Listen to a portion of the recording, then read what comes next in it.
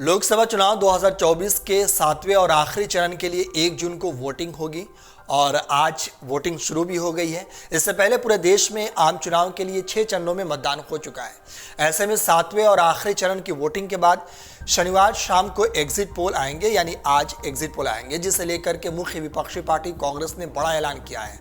लोकसभा चुनाव 2024 के लिए 7वें चरण की वोटिंग होने के बाद 4 जून को नतीजे आएंगे। उससे पहले टीवी न्यूज चैनल्स पर एग्जिट पोल के नतीजे दिखाए जाएंगे।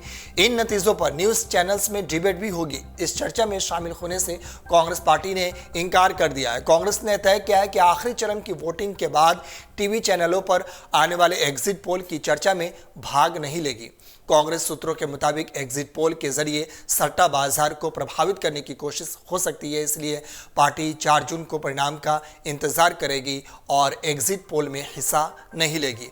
वहीं कांग्रेस पार्टी ने भरोसा जताया कि इस बार विपक्षी गठबंधन यानी इंडिया गठबंधन की सरकार बनेगी और साल 2004 में जो हुआ था इस बार फिर से रिपीट होगा। दरअसल साल 2004 में बीजेपी ने इंडिया शाइनिंग का नारा दिया था और दावा किया गया था कि बीजेपी सरकार फिर से रिपीट होगी, लेकिन हुआ इसका उल्टा था। केंद्र में यूपीए की सरकार बनी थी।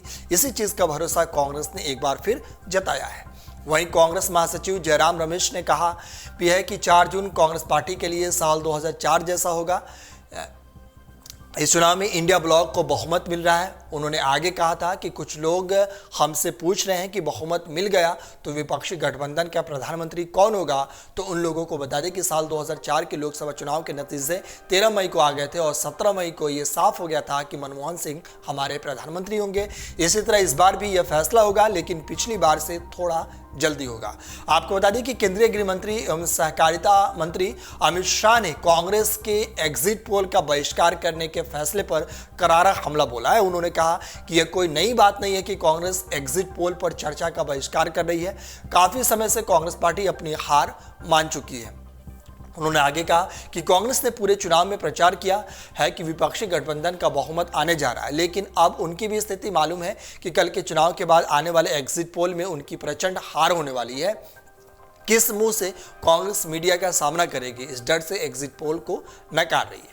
शाह ने आगे कहा कि जब से राहुल गांधी कांग्रेस के मुख्य व्यवस्था में आए हैं तब से कांग्रेस पार्टी डिनाइड मोड में जा रही है। सुप्रीम कोर्ट से कोई अनुकूल फैसला नहीं आता तो न्यायिक व्यवस्था पर सवाल खड़े कर देना, चुनाव आयोग की प्रक्रिया पर सवाल खड़े कर देना, ईवीएम पर सवाल खड़े कर देना, सांसद में बहस करने की जगह संसद को छोड़कर वहां से जाना, संवैधानिक पदों की अवहेलना करना, इनकी मिमिक्री करना और एजेंसियों पर भी सवाल खड़े करना। इस तरीके से अमित शाह ने कांग्रेस पार्टी और राहुल गांधी पर आरोप लगाया है। यानी कांग्रेस से जो आज शाम को एग्जिट पोल होने वाले हैं उसमें हिस्सा नहीं लेगी। इसी को लेकर के सत्ताधारी पार्टी यानी अमित शाह ने लगातार हमला कसा है कांग्रेस पे। एग्जिट पोल 2024 1 जून शाम 6 बजे से, लोकसभा चुनाव के नतीजे 4 जून सुबह 7 बजे से।